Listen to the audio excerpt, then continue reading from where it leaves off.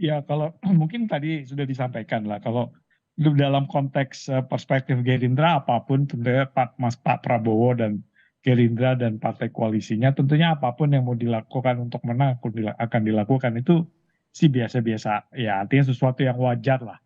Tapi mungkin tadi sudah disampaikan oleh Toto juga, Mas Toto juga bilang, ini kan soal kepantasan dan Hmm, buat kita kan ini melihat ini sesuatu yang luar biasa juga gitu.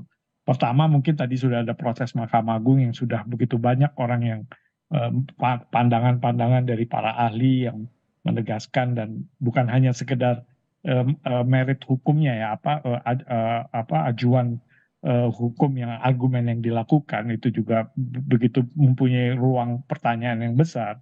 Di samping itu juga bagaimanapun kan Mas Gibran ini dan tentunya Pak Jokowi ini kan bernaung di sebuah partai yang juga memberikan banyak perubahan dalam kehidupan mereka ya, terutama secara politik gitu ya. Apakah nah ini soal etika kepantasan ini akan menjadi menurut saya akan menjadi isu besar. Nah bagi kita misalnya yang relawan Jokowi ketika kalau seandainya benar Mas Gibran akan bergabung dengan Prabowo, kita juga harus mengambil satu sikap gitu yang jelasnya kita tidak boleh membuat bingung teman-teman kita relawan maupun para voters gitu bahwa pendukung-pendukung ya, meski apa pendukung-pendukung Mas Ganjar yang berasal dari relawan Jokowi ini juga akhirnya harus mengambil satu sikap juga gitu.